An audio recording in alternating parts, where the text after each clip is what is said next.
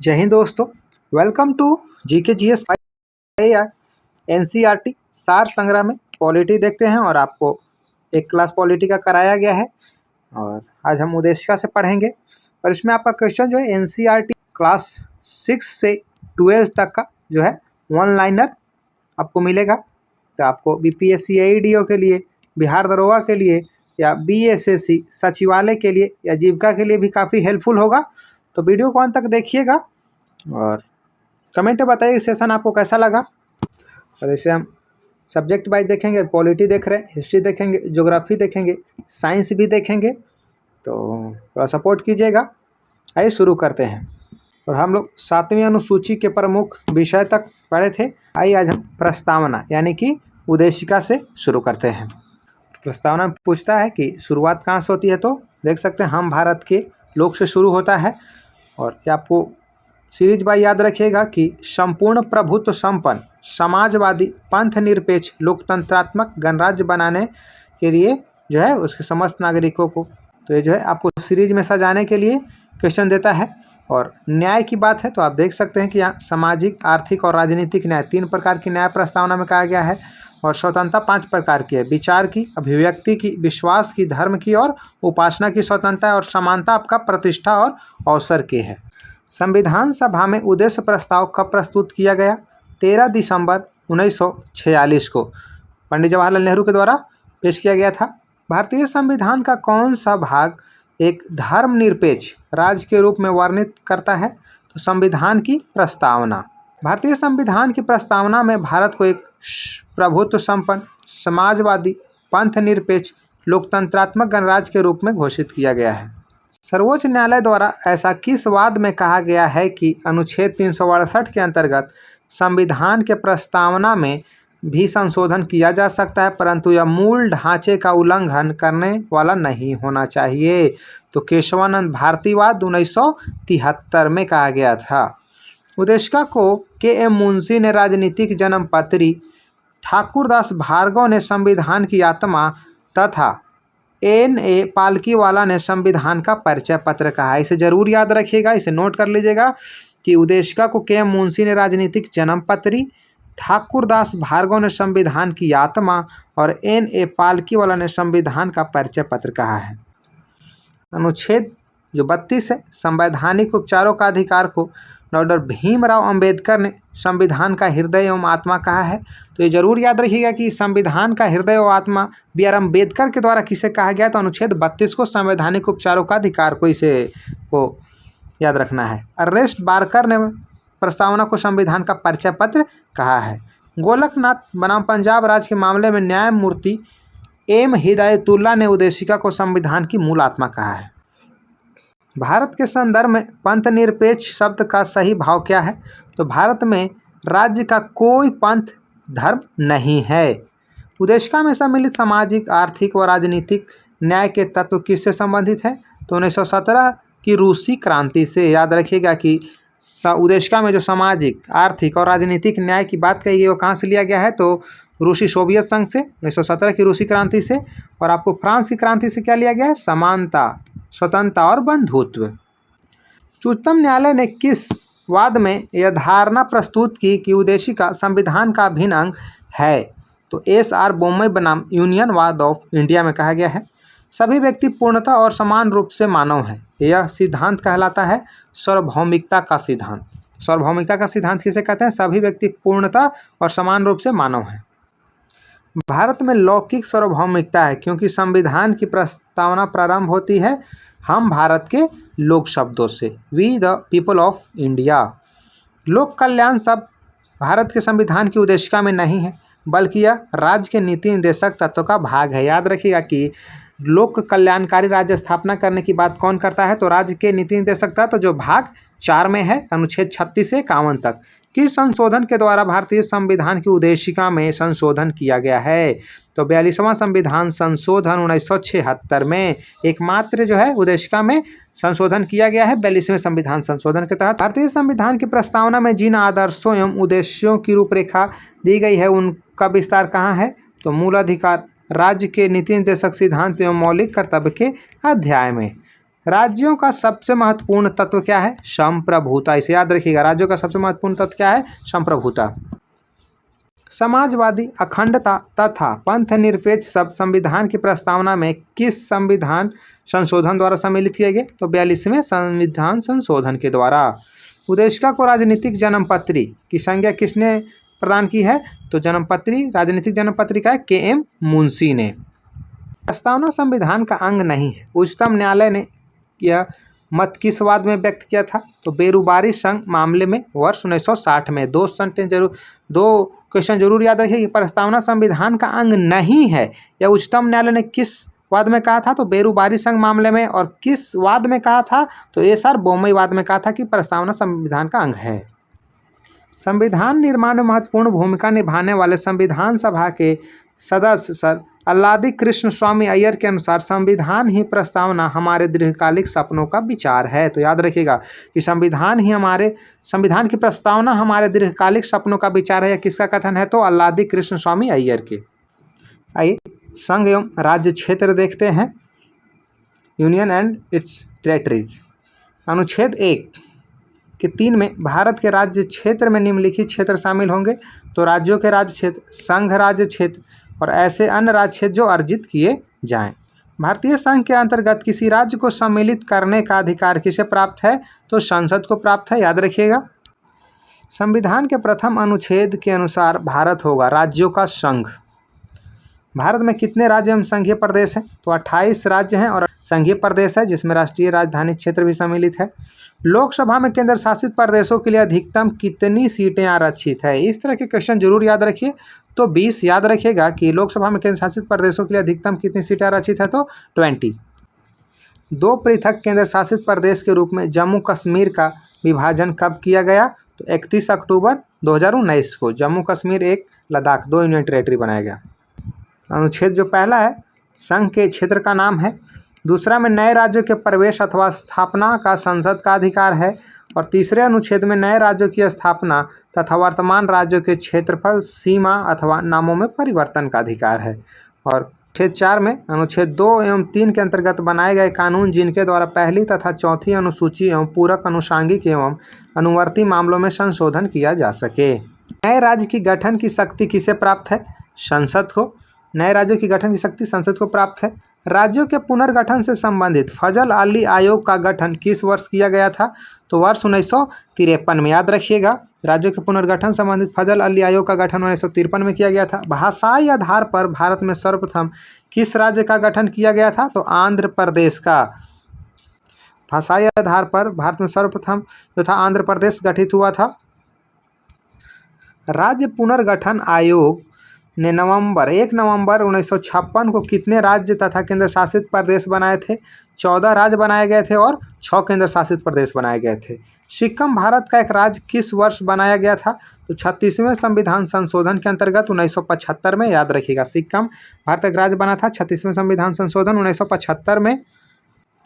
भारत में केंद्र शासित प्रदेशों का प्रशासन किसके द्वारा किया जाता है? तो राष्ट्रपति के द्वारा। जूनागढ़ रियासत को जनमत संग्रह के आधार पर तथा हैदराबाद को रियासत को सैन्य कार्रवाई के द्वारा भारत में शामिल किया गया था। जम्मू कश्मीर रियासत के शासक हरि सिंह थे। उन्होंने पाकिस्तानी सेना एवं कबालियों के आक्रमण से सुरक्षा सुनिश्चित करने हेतु भारत के साथ विलय पत्र पर हस्ताक्षर किए थे। कश्मीर को भारत में सम्मिलित किया था। तो याद रखिएगा, जूनागढ़ को रियासत को मिलाया गया था जनमत संग्रह के आधार पे। हैदराबाद रियासत को सैन्य कार्रवाई पे और उसमें एक ऑपरेशन चलाया गया था। उस ऑपरेशन का नाम है ऑपरेशन पोलो। और जम्मू कश्मीर रियासत को मिलाया गया था विलय पत्र के आधार पे। जब भारत स्वतंत्र हुआ था तो उस समय कितने जो थे वो रियासत थे। पहले विशेष राज्यों के दर्जा जो दिया गया किन किन राज्यों को आप देख लीजिए, याद रखिएगा इसको। असम को 1969 में दिया गया था, नागालैंड को भी 1969 में, हिमाचल प्रदेश 1971 में और मणिपुर 1972 में। मेघालय को भी दिया गया था 1972 में और त्रिपुरा को भी 1972 में। सिक्किम को 1975-76, मिजोरम 1986-87 और अरुणाचल प्रदेश को भी 1986-87 में। याद रखिएगा कि 9 राज्यों को जो है विशेष राज्य का दर्जा प्राप्त है। और क्षेत्रीय परिषद से क्वेश्चन पूछता है, याद रखिएगा उत्तरी क्षेत्रीय परिषद का मुख्यालय नई दिल्ली में। इसमें जम्मू कश्मीर, लद्दाख, हिमाचल प्रदेश, हरियाणा, पंजाब, राजस्थान, दिल्ली चंडीगढ़ आता है। वहीं केंद्रीय क्षेत्रीय परिषद है, उसका मुख्यालय प्रयागराज में है। इसमें आपका उत्तराखंड, उत्तर प्रदेश, मध्य प्रदेश तथा छत्तीसगढ़। पूर्वी क्षेत्रीय परिषद का मुख्यालय कोलकाता में है। बिहार, झारखंड, पश्चिम बंगाल, उड़ीसा और सिक्किम आता है। वहीं पश्चिमी क्षेत्रीय परिषद का मुख्यालय मुंबई में है। तो आप मुंबई यानी महाराष्ट्र, गुजरात, गोवा, दादर नगर हवेली तथा दमन दीव को याद रखिएगा। और दक्षिण क्षेत्रीय परिषद का मुख्यालय चेन्नई में है। आंध्र प्रदेश, कर्नाटक, तमिलनाडु, केरल, पुडुचेरी और तेलंगाना। और याद रखिएगा कि राज्य पुनर्गठन आयोग जो स्थापित हुआ था 1956 में, उसी समय क्षेत्रीय परिषद की स्थापना किया गया था। आइए भारतीय संविधान के भाग देखते हैं। नागरिकता आपका भाग 2 में है। और भारतीय नागरिकता प्राप्त हेतु 5 प्रकार से किए जा सकते हैं। जन्म से आप, वंशाधिकार द्वारा, पंजीकरण द्वारा, देशीयकरण द्वारा और भूमि के अर्जन द्वारा। पूछता है क्वेश्चन यह कि आप भारतीय नागरिकता कितने तरह से प्राप्त कर सकते हैं, तो 5 प्रकार से। भारतीय संविधान किस प्रकार की नागरिकता प्रदान करता है? एकल नागरिकता, और यह ब्रिटेन से लिया गया है। संयुक्त राज्य अमेरिका ने दोहरी नागरिकता के सिद्धांत को अपनाया है। नागरिक संशोधन अधिनियम 2019 में किन देशों के हिंदू, बौद्ध, सिख, जैन, पारसी तथा ईसाई नागरिकों को भारत की नागरिकता प्रदान करने का प्रावधान है? पाकिस्तान, बांग्लादेश तथा अफगानिस्तान। भारतीय नागरिक की नागरिकता किस आधार पर समाप्त हो सकती है? परित्याग से, पर्यावसान से, वंचन के आधार पर। भारत से बाहर लगातार कितने वर्षों तक रहने पर भारतीय नागरिकता समाप्त कर दी जाएगी? 7 वर्ष। प्रवासी भारतीय दिवस कितने समयांतराल पर मनाया जाता है? तो प्रति 2 वर्ष पर। और याद रखिएगा 9 जनवरी को जो है प्रवासी भारतीय दिवस मनाया जाता है। 9 जनवरी 1915 को महात्मा गांधी दक्षिण अफ्रीका से वापस आए थे। और नागरिकता से संबंधित कुछ प्रमुख अनुच्छेद हैं। अनुच्छेद 5 यानी संविधान लागू होने के समय नागरिकता। अनुच्छेद 6 पाकिस्तान से भारत को प्रव्रजन करने वाले व्यक्तियों की नागरिकता का अधिकार है। अनुच्छेद 7 में पाकिस्तान से प्रवर्जित व्यक्तियों के नागरिकता के अधिकार हैं। और अनुच्छेद 8 में भारतीय मूल के उन लोगों के नागरिकता अधिकार जो भारत से बाहर रह रहे हैं। अनुच्छेद 9 में जिस व्यक्ति ने स्वेच्छा से विदेशी नागरिकता प्राप्त कर ली है उसकी भारतीय नागरिकता समाप्त मान ली जाएगी। और अनुच्छेद 10 में नागरिकता संबंधी अधिकारों की निरंतरता है। अनुच्छेद 11 में संसद द्वारा कानून बनाकर नागरिकता अधिकारों का नियमन कर सकती है। लक्ष्मीमल सिंघवी यानी कि LM सिंघवी समिति किससे संबंधित है? दोहरी नागरिकता से, याद रखिएगा। किसी व्यक्ति द्वारा भारतीय बैंकों में धन जमा करके भारत की नागरिकता प्राप्त नहीं की जा सकती है। भारतीय संविधान में एकल नागरिकता का प्रावधान किस देश से लिया गया है? तो ब्रिटेन से लिया गया है। भारतीय मूल के व्यक्ति का कार्ड धारक भारत में नहीं खरीद सकता है, तो कृषि भूमि। और आप NRI, PI और OCI कार्ड धारक में तुलना यहाँ देख सकते हैं। NRI यानी कि अप्रवासी भारतीय नागरिक जो साधारणतः भारत से के बाहर निवास करता है, भारतीय पासपोर्ट धारक है। और भारतीय मूल के व्यक्ति यानी PIO स्वयं व्यक्ति या उसका कोई पूर्वज भारतीय नागरिक रहा है, वह वर्तमान में अन्य देश की नागरिकता प्राप्त है जिसका पासपोर्ट धारक है। और विदेशी भारतीय नागरिक यानी OCI एक व्यक्ति जो विदेशी भारतीय नागरिक कार्ड धारक हो तथा नागरिकता अधिनियम 1955 के अंतर्गत पंजीकृत हो। क्वेश्चन याद रखिएगा कि LM सिंघवी की अध्यक्षता में गठित समिति ने प्रतिवर्ष 9 जनवरी को प्रवासी भारतीय दिवस मनाने की अनुशंसा की थी। आइए देखते हैं मूल अधिकार भाग 3 में अनुच्छेद 12 से 35 तक। भारतीय संविधान के किस भाग के अंतर्गत नागरिकों को मौलिक अधिकार प्रदान किए गए? तो भाग 3 के अंतर्गत अनुच्छेद 12 से 35 तक। संविधान द्वारा मौलिक अधिकारों को लागू करने की शक्ति किसे प्रदान की गई है? तो सर्वोच्च न्यायालय एवं उच्च न्यायालयों को। भारतीय संविधान का अनुच्छेद 13 संवैधानिक प्रावधानों को संसद तथा राज्य विधानमंडलों द्वारा बनाए गए नियमों कानूनों पर प्राथमिकता प्रदान करता है। भारतीय संविधान के अनुच्छेद 13 का मुख्य उद्देश्य किसके संदर्भ में संविधान की सर्वोच्चता सुनिश्चित करना है? तो मौलिक अधिकारों के संबंध में। भारतीय संविधान में समानता के अधिकार का विस्तार किस अनुच्छेद में है? तो अनुच्छेद 14 से 18 तक। भारतीय संविधान का कौन सा अनुच्छेद विधि के समक्ष समानता के अधिकार राइट टू इक्वालिटी से संबंधित है? तो अनुच्छेद 14 हो जाएगा।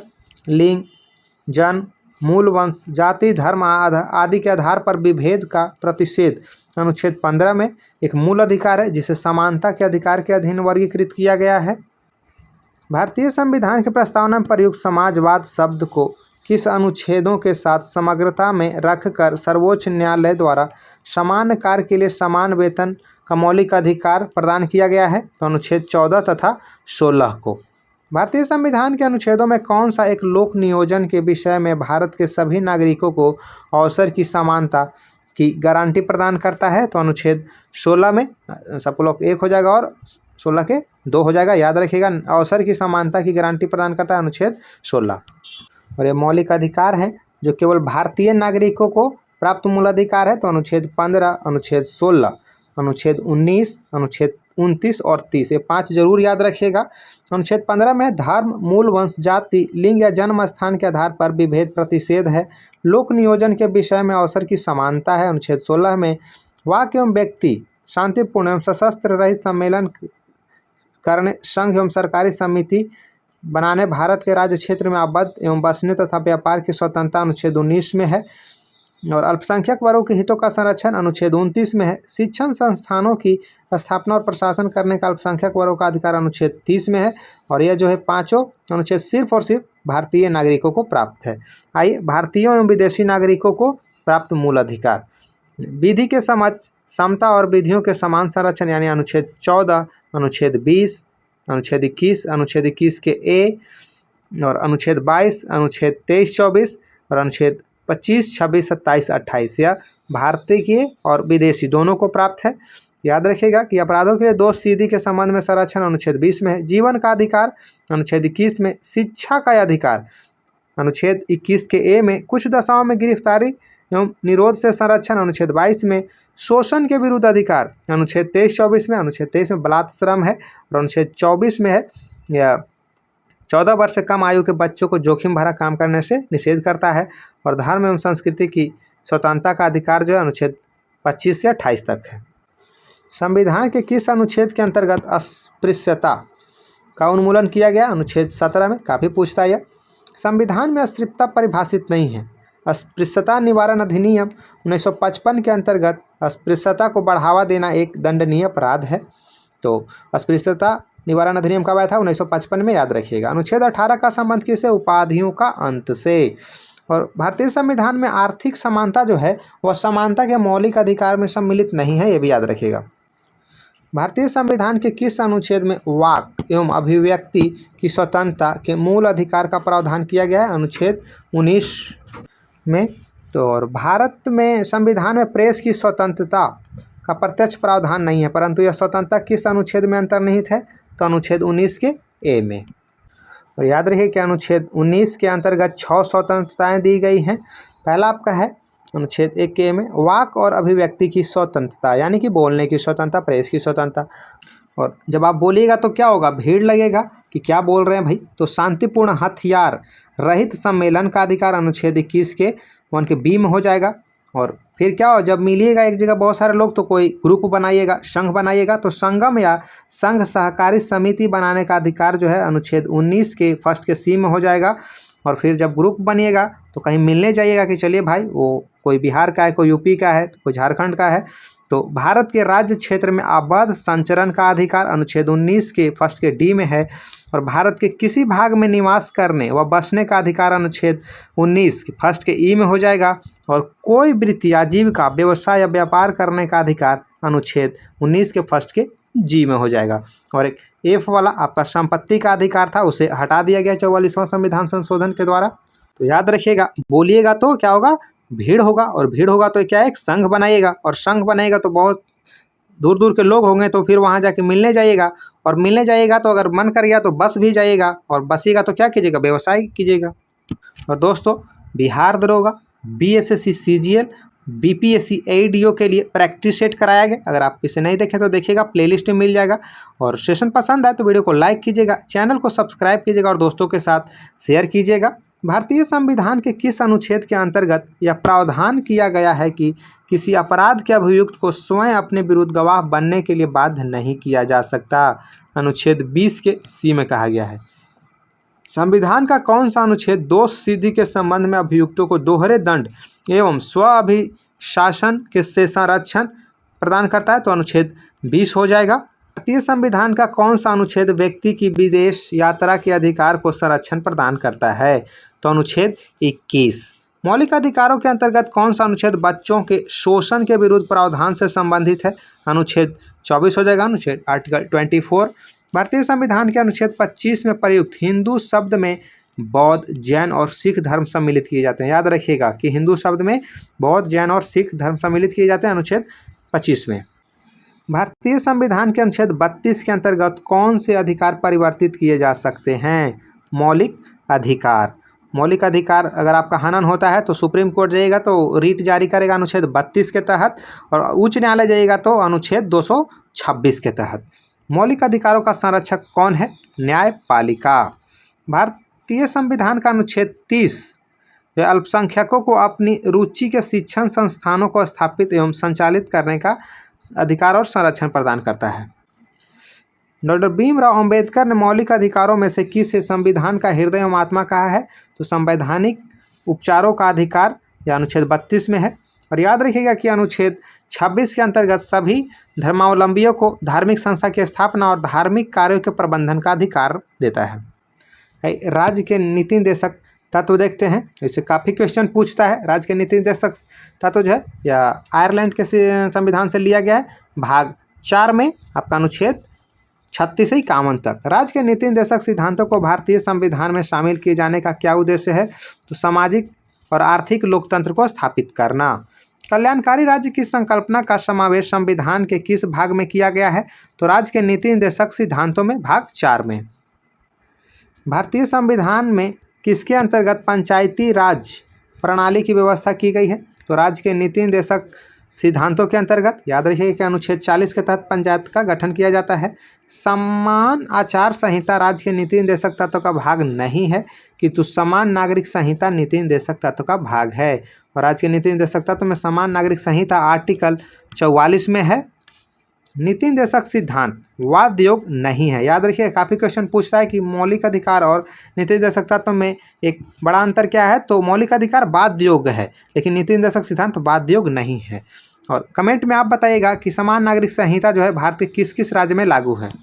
संविधान के किस अनुच्छेद में उद्योगों के प्रबंधन में कर्मगारों की भागीदारी का प्रावधान किया गया है? तो अनुच्छेद 43 के 1 में। भारत के संविधान में समान कार्य के लिए समान वेतन के अधिकार का प्रावधान कहाँ किया गया है? तो राज्य के नीति निर्देशक सिद्धांत में किया गया। समान कार्य के लिए समान वेतन, पुरुषों और स्त्रियों दोनों का समान कार्य के लिए समान वेतन राज्य के नीति निर्देशक तत्व में निहित है। राज्य के नीति निर्देशक सिद्धांतों में कौन सा अनुच्छेद अंतर्राष्ट्रीय शांति और सुरक्षा के संवर्धन से संबंधित है? अनुच्छेद 51। काफ़ी यह क्वेश्चन पूछता है नीति निर्देशक तत्व से। अंतर्राष्ट्रीय शांति और सुरक्षा का किससे संबंधित है? तो अनुच्छेद 51 से। राज्य के नीति निर्देशक सिद्धांत एक ऐसा चेक है जो बैंक की सुविधा अनुसार अदा किया जा सकता है। यह कथन किसका है? KT शाह के द्वारा कहा गया है। कुछ राज्य के नीति निर्देशक तत्व के अनुच्छेद देखते हैं। अनुच्छेद 36 में नीति निर्देशक तत्वों के संदर्भ में राज्य की परिभाषा दिया गया है। अनुच्छेद 36 में न्यायालय द्वारा परिवर्तनीय न होना। अनुच्छेद 38 में लोक कल्याण की अभिवृद्धि के लिए सामाजिक व्यवस्था बनाना। और अनुच्छेद 38 के 2 में है आय की असमानताओं को कम करना। अनुच्छेद 39 के क स्त्री पुरुष को समान रूप से जीविका के पर्याप्त साधन प्राप्त करने का अधिकार है, इसे जरूर याद रखिएगा। अनुच्छेद 39 के ख समुदाय के भौतिक संसाधनों का स्वामित्व व नियंत्रण इस प्रकार हो जिससे सामूहिक हितों की सर्वोत्तम रूप में प्राप्ति हो। और अनुच्छेद 39 के घ यह सबसे ज़्यादा पूछता है अनुच्छेद में, पुरुषों व स्त्रियों दोनों को समान कार्य के लिए समान वेतन। अनुच्छेद 39 के घ में। अनुच्छेद 39 के अंग यानी कि 5 में भी कह सकते हैं, पुरुष और स्त्री कर्मगारों के स्वास्थ्य व शक्ति का तथा बालकों की सुकुमार अवस्था का दुरुपयोग न हो। और अनुच्छेद 40 में ग्राम पंचायतों का गठन है। अनुच्छेद 41 कुछ दशाओं में काम, शिक्षा व लोक सहायता पाने का अधिकार है। अनुच्छेद 42 काम की न्याय संगत एवं मनवोचित दशाएं तथा प्रसूति सहायता है। अनुच्छेद 42 में। अनुच्छेद 43 में आपको कर्मगारों के लिए निर्वाह मजदूरी आदि है। और एक कथन याद रखिएगा कि मूल अधिकार जो है कानूनी रूप से मान्य है, जबकि नीति निर्देशक तत्वों को नैतिक एवं राजनीतिक मान्यता प्राप्त है। अनुच्छेद 43 के क उद्योगों के प्रबंध में कर्मगारों का भाग लेना है। अनुच्छेद 43 के ख में सहकारी समितियों के स्वैच्छिक गठन, स्वायत्तता संचालन, लोकतांत्रिक नियंत्रण तथा व्यावसायिक प्रबंधन को बढ़ाना है। अनुच्छेद 44 यानी सभी नागरिकों के लिए एक समान नागरिक संहिता है। और अनुच्छेद 45 में है आपका 6 वर्ष से कम आयु के बच्चों के लिए निःशुल्क व अनिवार्य शिक्षा का प्रावधान। अनुच्छेद 46 SC ST दुर्बल वर्गों के लिए शैक्षिक व आर्थिक हितों की अभिवृद्धि कहा गया है। और अनुच्छेद 47 में आपका पोषाहार स्तर और जीवन स्तर तथा लोक स्वास्थ्य में सुधार तथा हानिकारक नशीले पदार्थों के उपभोग पर प्रतिबंध है। जैसे कि आपको बिहार में दारू बंद है, तो वो इसी अनुच्छेद 47 के तहत गवर्नमेंट फैसला ले सकती है। अनुच्छेद 48 कृषि और पशुपालन में आधुनिक और वैज्ञानिक प्रणालियों का प्रयोग करना, गायों, बछड़ों तथा अन्य दुधारू पशुओं के वध पर प्रतिबंध एवं उनकी नस्लों में सुधार करने का प्रयास। अनुच्छेद 48 के पर्यावरण का संरक्षण व संवर्धन और वन्य तथा वन्य जीवों की रक्षा है। और आपका अनुच्छेद 49 में राष्ट्रीय महत्व के कलात्मक या ऐतिहासिक अभिरुचि वाले स्मारकों या स्थानों या वस्तुओं का संरक्षण करना है। और अनुच्छेद 50 या कार्यपालिका से न्यायपालिका का पृथक्करण है। तो कार्यपालिका के न्यायपालिका का पृथक्करण किस अनुच्छेद में प्रावधान है? तो अनुच्छेद 50 में। और अनुच्छेद 51 में अंतर्राष्ट्रीय शांति और सुरक्षा की अभिवृद्धि है। एक पेज जो मौलिक अधिकार का छूट गया। व्यक्तिगत स्वतंत्रता के अधिकार के लिए कौन सी याचिका दायर की जा सकती है? तो बंदी प्रत्यक्षीकरण। संसद को मौलिक अधिकारों में संशोधन का अधिकार किस वाद में निर्णय के आधार पर प्राप्त हुआ है? तो केशवानंद भारती बनाम केरलवाद या 1973 में हुआ था। संपत्ति के मौलिक अधिकार को किस संविधान संशोधन के द्वारा मौलिक अधिकारों की श्रेणी से हटाकर केवल वैधानिक अधिकार बना दिया गया? तो 44वें संविधान संशोधन 1978 द्वारा। याद रखिएगा, अब संपत्ति का अधिकार केवल वैधानिक अधिकार है। वर्तमान समय में भारतीय संविधान के अंतर्गत संपत्ति का अधिकार किस प्रकार का अधिकार है? तो वैधानिक अधिकार। सूचना का अधिकार, राइट टू इन्फॉर्मेशन, एक विधिक अधिकार है जो सूचना का अधिकार अधिनियम 2005 के माध्यम से प्रदान किया गया है। सूचना का अधिकार अधिनियम कब आया था? 2005 में। आर्थिक रूप से पिछड़े वर्ग को आरक्षण प्रदान करने के लिए संविधान में कौन से अनुच्छेद जोड़े गए? तो अनुच्छेद 15 के सब-ब्लॉक 6 और तथा 16 के 6। 6 से 14 वर्ष की आयु के बच्चों को प्रदत्त शिक्षा का मूल अधिकार किस प्रकार का अधिकार है? 6 से 14 वर्ष की आयु के बच्चों को प्रदत्त शिक्षा का अधिकार किस प्रकार का अधिकार है? तो मूल अधिकार है। भारतीय संविधान द्वारा प्रदत्त संवैधानिक उपचारों का अधिकार गैर नागरिकों को भी उपलब्ध है। याद रखिएगा। कौन सा मूल अधिकार राष्ट्रीय आपातकाल में भी समाप्त या सीमित नहीं किया जा सकता है? तो व्यक्तिगत स्वतंत्रता तथा जीवन का अधिकार। बंधुआ मजदूर उन्मूलन अधिनियम संसद द्वारा किस वर्ष पारित किया गया था? वर्ष 1976 में। या कुछ मूल अधिकार और अनुच्छेद हैं। समानता का अधिकार अनुच्छेद 14 से 18, स्वतंत्रता का अधिकार अनुच्छेद 19 से 22, शोषण के विरुद्ध अधिकार अनुच्छेद 23-24, धर्म की स्वतंत्रता का अधिकार अनुच्छेद 25-28, संस्कृति और शिक्षा संबंधी अधिकार अनुच्छेद 29-30 और संवैधानिक उपचारों का अधिकार अनुच्छेद 32 में। तो याद रखिएगा कि आपको 6 प्रकार के मौलिक अधिकार प्राप्त है। आइए मूल कर्तव्य देखते हैं। किस देश के संवैधानिक प्रावधानों से प्रभावित होकर भारतीय संविधान में मूल कर्तव्य को सम्मिलित किया गया है? पूर्व सोवियत संघ से। भारतीय संविधान के किस भाग में मौलिक कर्तव्य उल्लिखित है? तो भाग 4 के ए में है और अनुच्छेद 51 के भी ए में है। और आपका VBI एक तरह से क्वेश्चन है। याद रखिए, स्वर्ण सिंह समिति ने संविधान में 8 मूल कर्तव्यों को जोड़े जाने का सुझाव दिया था, लेकिन 42वें संविधान संशोधन अधिनियम 1976 द्वारा 10 मूल कर्तव्य जोड़े गए थे। ऐसे वर्तमान में 11 मूल कर्तव्य हैं। भारतीय संविधान में मूल कर्तव्य किस समिति की अनुशंसा पर शामिल किए गए थे? सरदार स्वर्ण सिंह समिति 1976 में गठित किया गया था। भारतीय संविधान में 11वें मूल कर्तव्य को किस संशोधन द्वारा जोड़ा गया था? 86वें संविधान संशोधन अधिनियम 2002 में। मूल कर्तव्य को मुख्यतः किन 2 वर्गों में रखा जाता है? नैतिक कर्तव्य तथा नागरिक कर्तव्य में।